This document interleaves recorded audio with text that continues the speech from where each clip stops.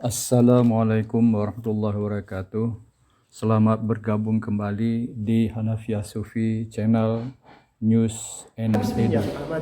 Hari ini subuh pagi tanggal 31 Januari 2021, Dr. Charles Rangkuti MPDI menyampaikan tafsir Al-Fatihah di Masjid Al-Anwar Komplek Perumahan YN. Kali ini membahas tentang ayat yang keempat.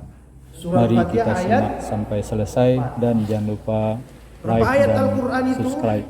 6.236 ayat. Supaya mudah mengingatnya, 6.666 ayat. Yang betul 6.236 ayat. Jadi kalau kita mengaji sebanyak 6.236 ayat, berarti pengajian ini harus berlanjut sebanyak 6.232 ayat lagi. Sampai nggak umur kita itu kira-kira? Sampai kalau rajin sholat subuh. Yang malas sholat subuh ini agak cepat meninggal karena penyakit kuning. Jam 9 baru bangun dia, banyak penyakit kuning. Jadi Bapak Ibu rajin-rajinlah sholat subuh. Baik, mari kita lihat. Ayat ini paling tidak kita baca, paling sedikit nih 17 kali satu hari satu malam. Paling sedikit. Kenapa? Karena rakaat sholat itu kita baca ini. Tadi juga kita baca 2 kali. Mari kita lihat. Maliki yaumiddin. Boleh juga dibaca Maliki yaumiddin. Boleh. Qul a'udzu birabbin nas. Selanjutnya Malikin nas. Tak panjang kan? Kalau ini Ar-Rahmanir Rahim Malik. Nah, kenapa panjang? Sementara Malikin nas tak panjang, ini panjang. Sebenarnya dua-dua boleh. Ini pun boleh panjang, boleh tak panjang. Tapi jangan begini. Nanti sholat maghrib kupendekkan. Tunggu dulu. Pas ditanya orang, kenapa pendek? Pokoknya pendek. Nah, itulah masalah itu. Tak ada alasan. Kalau udah pokoknya, itulah radikal itu. Pokoknya nggak ada alasan. Tunggu dulu, harus ada ilmunya, baru boleh itu diganti. Baik, Bapak Ibu sekalian. Dulu di ayat 3, Allah itu disifati dengan Ar-Rahman Ar-Rahim, Maha Pengasih dan Maha Penyayang. Tidak boleh memahami Al-Quran kalau tidak ada ilmu munasabah. Tidak boleh. Itu ada saya tulis di situ, bagian B itu. Kalau tidak ada ilmu munasabah, bisa sesat dan bisa membunuh orang. Wa qatilul musyrikina kaffah. Bunuhlah semua orang musyrik. Bayangkan itu. Berarti habis sholat subuh ini membunuhilah kita ini. Semua orang musyrik dibunuh kata Al-Quran. Itu kalau tidak paham munasabah, apa konteks ayat sebelum-sebelumnya, bisa berbahaya. Jadi harus ada ilmu munasabah. Apa itu Ustaz? Kalau di kampung kami bahasanya hubungan. Kata orang sekarang korelasi. Biar keren katanya. Padahal itu juga nyanyi. Korelasi hubungan sama. Ayam goreng, KFC sama saja. Digoreng pakai minyak, belum ada yang digoreng pakai air. Korelasi hubungan sama. Ada lagi yang lebih keren katanya, koneksi. Biar mirip-mirip internet itu. Sama saja. Artinya tidak boleh dipahami kata Maliki Yaumiddin tanpa dihubungkan, dikorelasikan, dikoneksikan dengan kalimat Ar-Rahman Ar-Rahim. Tak boleh itu. Kalau tidak salah nanti. Apa hubungannya kalau begitu? Ar-Rahman, Ar-Rahim artinya Maha Pengasih dan Maha Penyayang. Malik Yaumiddin artinya pemilik hari pembalasan. Pengasih itu sama dengan pemberi. Tidak bisa orang memberi kalau dia tidak memiliki. Betul? Nah, begitulah Tuhan.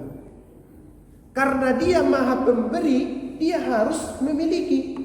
Apa yang dimilikinya di sini? Pemilik hari pembalasan. Bagaimana orang bisa memberi kalau dia tak punya?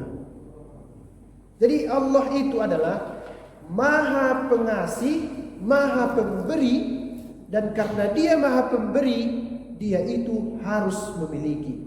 Dan yang dimilikinya dalam ayat ini adalah Maliki Yaumiddin, pemilik hari pembalasan. Kenapa Ustaz hari pembalasan yang dimilikinya? Karena keadilan adalah yang tidak akan dimiliki manusia selama mereka hidup di dunia. Ada itu. Banyak orang baik yang dipenjara. Banyak. Banyak penjahat yang bebas. Banyak. Banyak yang menzolimi awak, tiba-tiba dia pula lebih kaya dari awak. Banyak. Ada pula jahatnya minta ampun, dia pula tak pernah sakit dalam hidup ini. Ada yang sholat aja kerjanya, tapi asik sakit, stroke ringan, stroke berat, semua datang sama dia. Rasa murah. Fir'aun tak pernah sakit kepala itu selama jadi raja. Sakit kepala, apalagi kena corona, tak pernah itu. Fir'aun itu. Nabi kita, Nabi Muhammad, banyak perjuangannya, tapi di akhir hayatnya sakit. Allahumma salli wa sallim. Jadi di dunia tidak ada keadilan yang mutlak. Itulah sebabnya inilah yang harus dimiliki Allah Subhanahu wa taala karena Dia Maha Pengasih dan Maha Penyayang. Maliki Yaumiddin. Renung-renungkanlah itu Pak, Ibu, waktu sholat ketika baca ayat ini. Aku tak apa-apalah direpeti tetanggaku. Aku tak apa-apalah kalau misalnya anaknya mematahkan bunga-bungaku. Aku tak apa-apalah dicuri orang kaca spion mobilku. Maliki Yaumiddin. Tapi jangan gara-gara ini nanti diletakkan mobil di luar, jangan. Pasang juga CCTV. Ini gara-gara ngaji berubah pula cara hidupnya. Mukenahnya pun ditaruhnya di teras tuh biar dicuri orang. Baru dibacanya Maliki Yaumiddin. Nah, itu bukan mengaji namanya itu. Nah, apa namanya? Apa kata ibu itu? Itu tak betul. Tak betul. Kita harus ada ilmu tawakal. Nanti kita pelajari. Jadi jelas ya, karena Dia Maha Pengasih dan Maha Penyayang, Dia harus jadi pemilik. Karena tidak bisa orang memberi, mengasih kalau dia tidak memiliki. Itu namanya ilmu munasabah. Harus begitu semua Pak. Paham-paham yang suka takfiri, mengkafir-kafirkan itu, kemudian Islam yang jadi atau dituduh teroris itu sebabnya itu. Mengutip ayat Al-Quran tanpa ilmu munasabah. Ada yang ahli dalam bidang ini, namanya Ibrahim bin Umar Al-Biqai. Nama tafsirnya Nazamud Durar fi Tanasubil Ayati Waswar. 8 jilid besar. Ulama dari Libanon. Dari ayat pertama surah Al-Fatihah sampai terakhir surah An-Nas, itu saja cerita tafsir itu. Ini hubungannya ini hubungannya ini hubungannya ini, begitu. Sampai dijelaskannya itu kenapa nama Ibrahim dipisah dengan nama Ismail. Itu kan anaknya, dijelaskannya itu. Saya baca di situ karena Nabi Ibrahim adalah ayah yang memisahkan diri dengan anaknya. Betul itu kan? Ditinggalkannya di Makkah Al-Mukarramah. Sampai begitu tafsir itu. Jadi harus kita baca itu. Kalau tidak, tak jelas cara beragama kita dalam memahami Al-Quran. Namanya ilmu munasabah. sabar. Kemudian apa lagi hubungannya? Itu satu. Yang kedua, hubungannya Islam itu agama yang mengajarkan moderasi, pertengahan. Dia tidak ekstrim kiri, tidak ekstrim kanan, tapi dia adalah agama yang wasatiyah. Wa kadzalika ja'alnakum ummatan wasata. Al-Baqarah 143 dari 286 jumlah ayat Al-Baqarah. Pas di tengah ayat dan ada kata wasata. Kamu itu umat yang pertengahan. Kamu itu bukan umat yang suka berperang, tapi kalau diperangi lawan. Jangan begini. Kamu itu bukan umat yang suka berperang, kalau diperangi diam. Begitu ajaran agama ini. Istighfar kamu banyak-banyak. Enggak begitu ini. Kalau kamu ditampar orang satu kali, boleh kamu tampar satu kali. Itu ajaran agama. Faman i'tada 'alaikum fa'tadu 'alaihi bimithli ma i'tada 'alaikum. Wa in aqabtum fa'aqibu bimithli ma uqibtum bih. Itu dalil-dalilnya itu. Fa in taskharu minna fa inna naskharu minkum kama taskhurun. Kalau ditampar orang 2 kali, boleh kamu tampar 2 kali. Tapi kalau kamu maafkan lebih bagus. Lebih bagus ya, berarti yang tadi boleh. Itu namanya ajaran moderasi.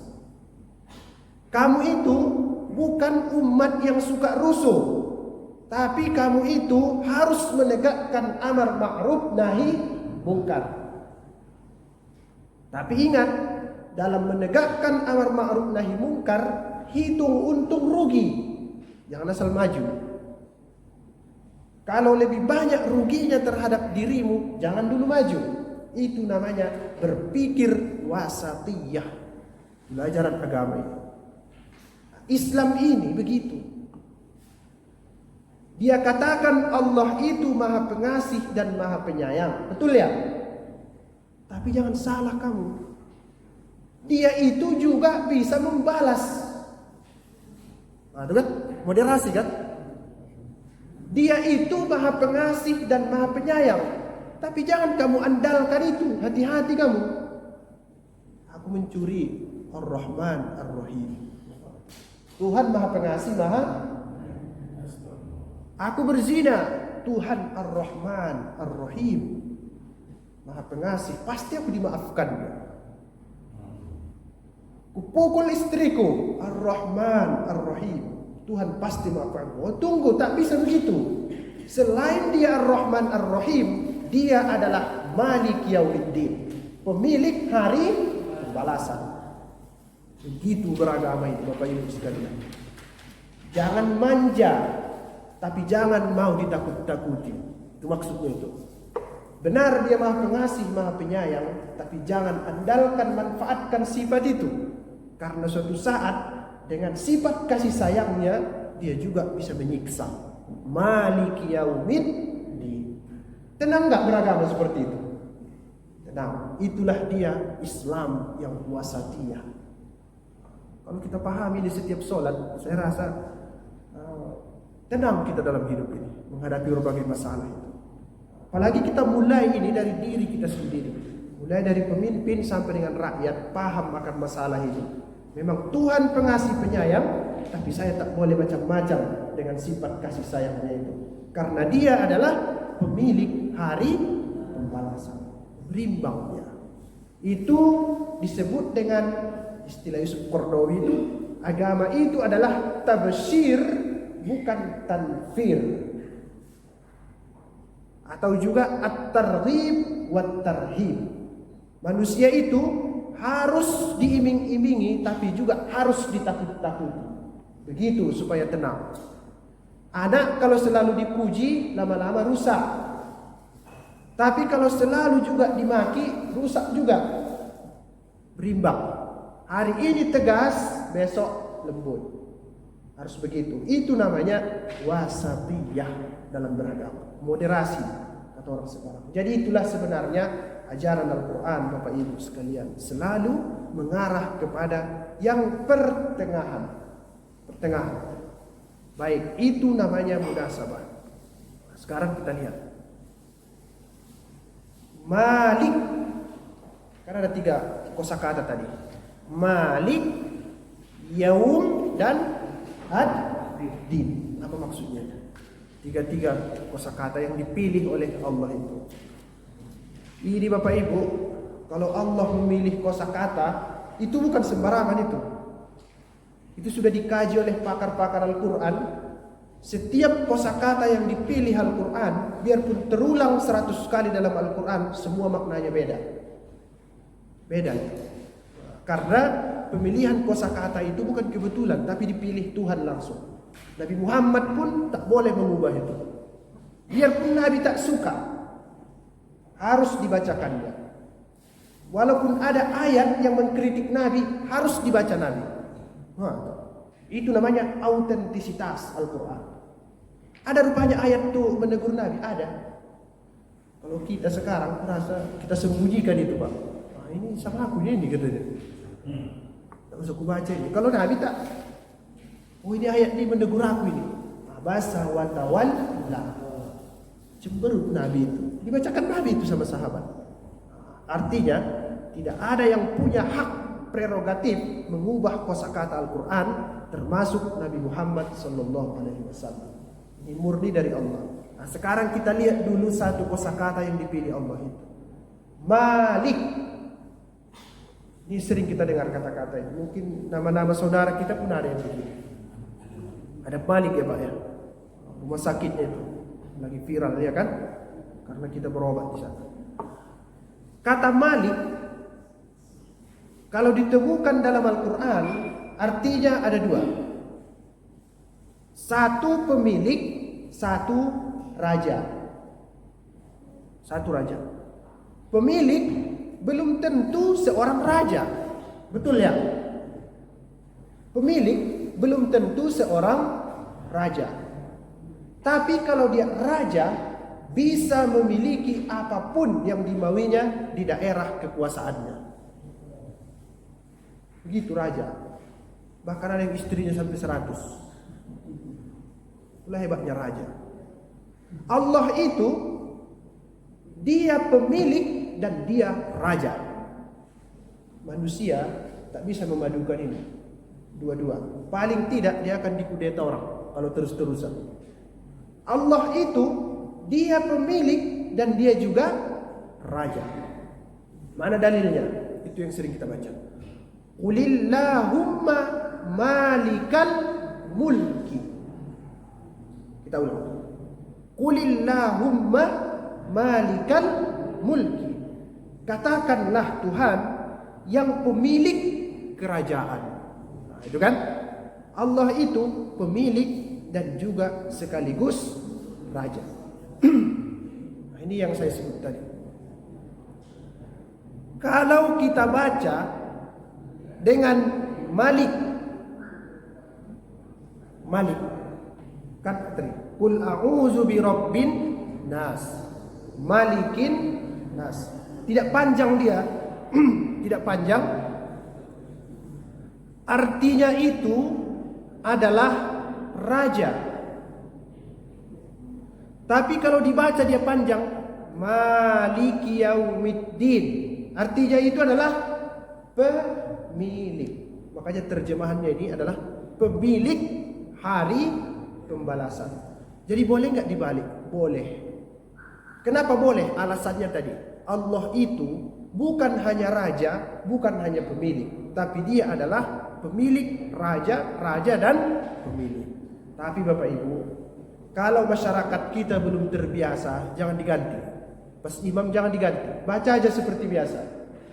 Alhamdulillahirabbil alamin, Ar-Rahmanir Rahim, Maliki Yaumiddin. Baca aja seperti itu. Jadi ilmunya cukup disimpan dalam hati. Ada saatnya dikeluarkan itu nanti. Mana tahu kita diundang membaca Al-Quran di Maroko. Cobalah dikeluarkan situ. Datang ulama-ulama besar, tidak ada masalah. Tapi kalau di masyarakat banyak masalahnya itu. Timbul nanti perdebatan. Isi sini kata orang, kan? Jadi repot kita. Jadi baca aja Maliki Yaumiddin. Ketika baca An-Nas pendek. Qul a'udzu birabbin nas. Malikin nas. Kalau itu aman. Saya yang sering saya dengar begini di masyarakat. Kita ubahlah itu. Ayat terakhir itu. Alladzi yuwaswisu. Itu enggak boleh panjang itu, Pak. Pendek itu wawunya itu. Alladzi yuwaswisu. Pendek itu. Wisu. Enggak bisa. Dia tidak ada tasrifnya itu dalam ilmu sorof. Tapi Ustaz begitu banyak dibilang orang. Sekarang yang banyak bilang selalu bersalahan itu. Di mana-mana itu. Jangan panjang. Ngaji malam Jumat, wirid Yasin malam Rabu, segala macam. Pendekkan mulai sekarang. Alladzi yuwaswisu fi sudurin nas. Tak boleh panjang itu. Nah, itu masalah panjang pendek ini. Itu masalah Malik. Bapak Ibu sekalian yang saya hormati, ini raja yang paling kuat itu Allah. Kenapa? Karena tak nampak. Percaya enggak Bapak Ibu? Yang tak nampak itu sebenarnya yang paling kuat di dunia ini. Corona itu bisa dibom dengan rudal itu. Bisa enggak? Nampak tidak? Nampak sedikit kalau pakai alat, ya. Tapi tak bisa diselesaikan dengan mesin tank. Tak bisa diselesaikan dengan tentara berapa peleton pun. Tentaranya pula mati. Itu yang hampir nampak. Kekuatannya bisa menghancurkan sebuah negara. Rusak semua dibuatnya. Ekonomi, politik, budaya, pendidikan. Tak sekolah-sekolah orang sekarang. Tapi ustadznya kekar, nggak ada itu.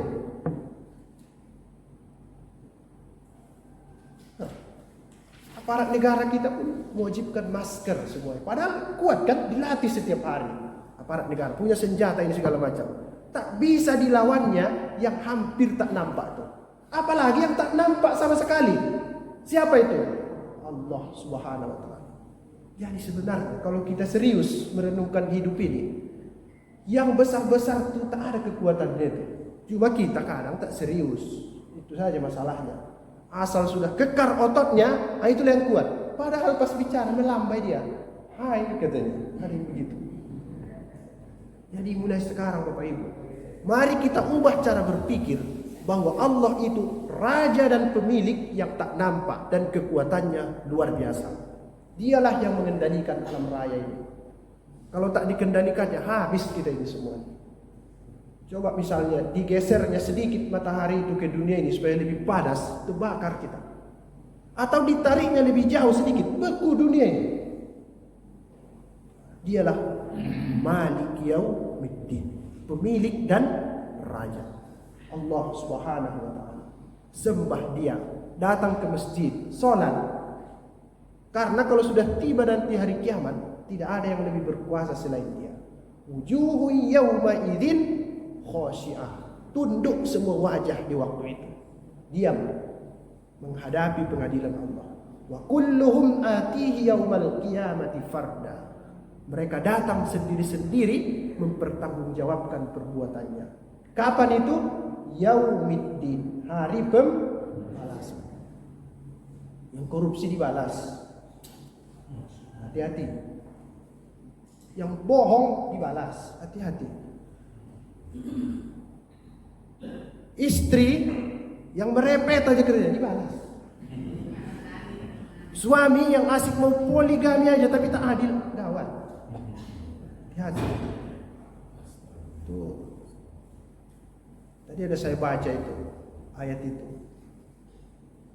Faman saqulat mawazinuhu faulaika humul muflihun. Siapa yang berat timbangan kebaikannya, mereka beruntung. Waman khaffat mawazinuhu faulaika alladzina khasiru anfusahum. Siapa yang ringan amal kebajikannya, rugi.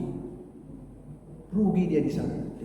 Kenapa rugi? Dikasih umur panjang, asik, makan aja kerjanya. Habis itu lupa dia sholat zuhur. Hati-hati, rugi. Nah, itulah Bapak Ibu, penguasa, raja dan pemilik Malik Yaumiddin. Oke, terima kasih. Setengah jam ya Pak tadi ya. Oke, saya singkat. Yaum. Kata kedua tadi apa? Yaum. Yaum itu artinya hari. Hari.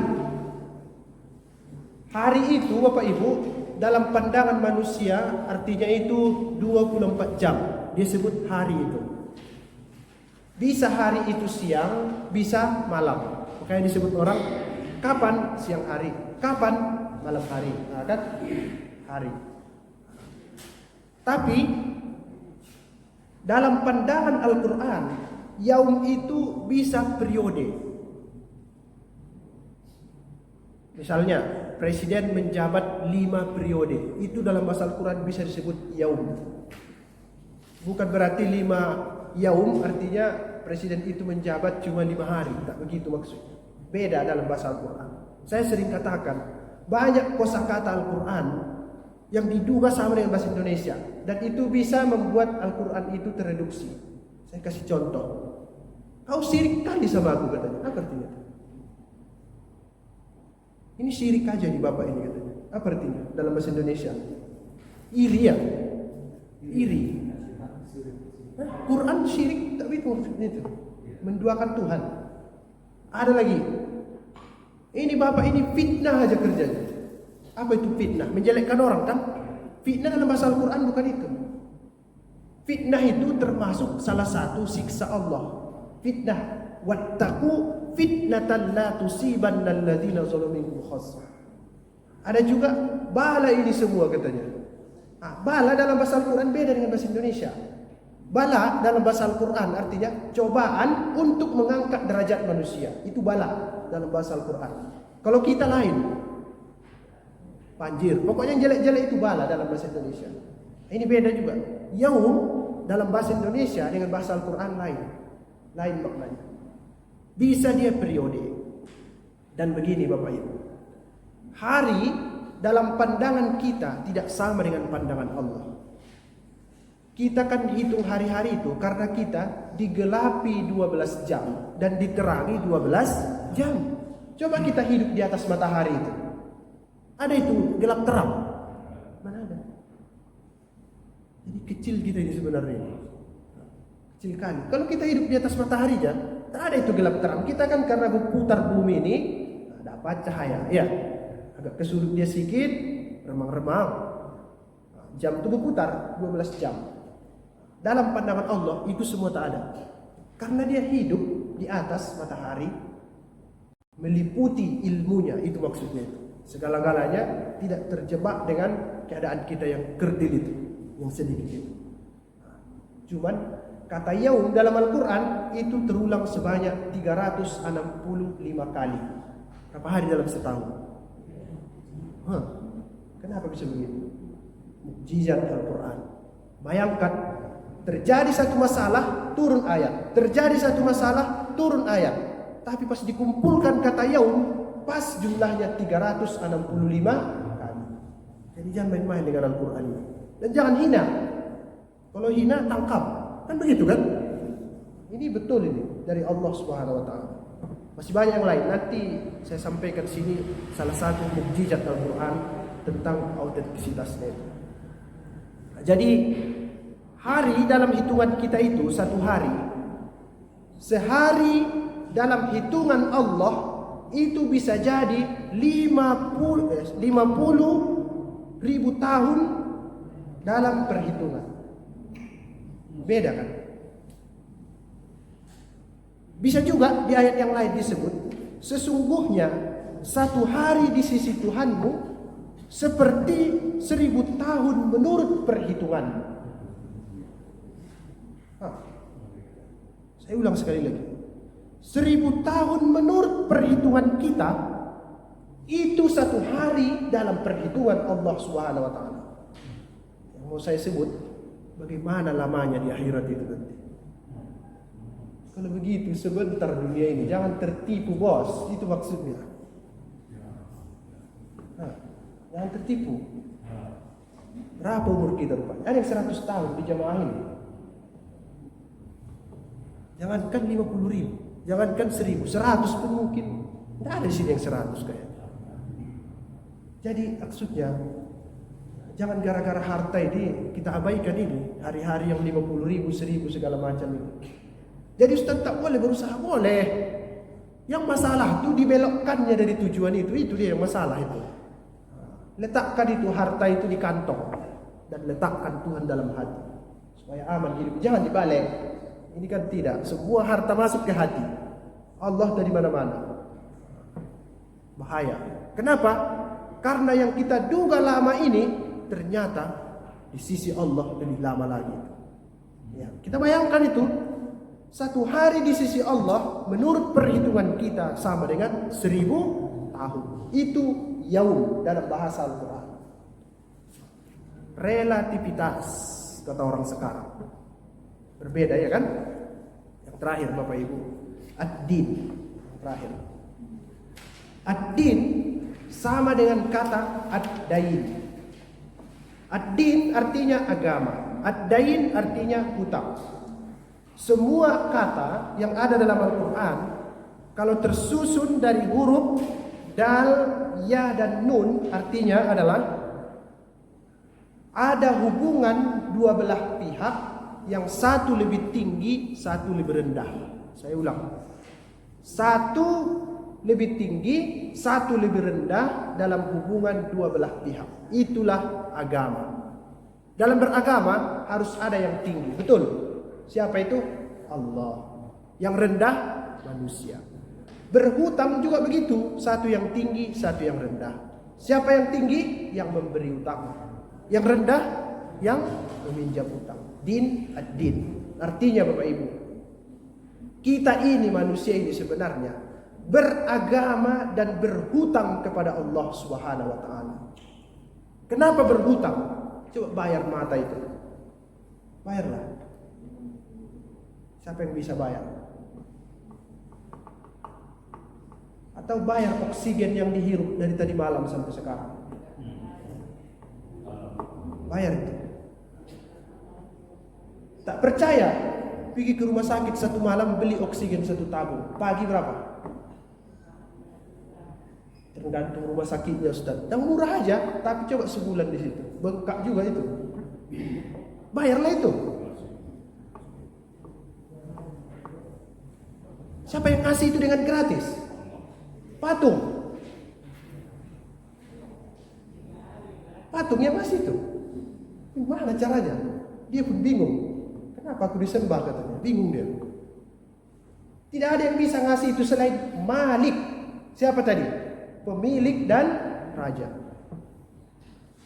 Wahai Tuhan, karena aku berhutang kepadamu, tak bisa kubayar hutang itu. Aku datang menyerahkan diri. Itulah al-Islam. Apa arti Islam itu? Berserah diri. Itu agama yang rasional. Karena Bapak Ibu, kalau sudah tak sanggup bayar hutang, tidak ada jalan lain kecuali serahkan dirimu. Kalau tidak, ditangkap polisi lah. Tak mau bayar, lari pula dia kan? Hilang dia tak kemana-mana. Jadi serahkan diri. Fala tamutunna illa wa antum muslimun. Jangan kamu mati wahai umat Muhammad kecuali kamu membayar hutang itu dengan serahkan dirimu. Inna dina indallahi Islam. Malik yaumiddin. Pemilik hari pembalasan. Dan supaya selamat kamu di hari pembalasan itu, pilihlah al-Islam. Serahkan diri karena kamu beragama dan berhutang kepada Allah Subhanahu wa taala yang pasti tak bisa kamu bayar. Saya bilang cuma mata dan oksigen. Bayar juga lah tulang-tulang tuh. Bayar ginjal tuh. Bayar. Siapa yang bisa bayar? Dua pula. Iya Pak ya. Hilang satu, pusing. Kasihnya dua. Gratis. Free. Tidak bayar-bayar. Tak bisa dibayar, serahkan diri. Terima kasih Bapak Ibu. Mari kita merenung mulai hari ini tentang kehidupan kita ini. Mudah-mudahan apa yang disampaikan bermanfaat. Inilah dia Al-Quran yang selalu berusaha kita pahami sebagai cahaya dalam kehidupan kita. Saya tutup sementara. Kalau ada diskusi, saya persilakan dengan segala hormat. Assalamualaikum warahmatullahi wabarakatuh.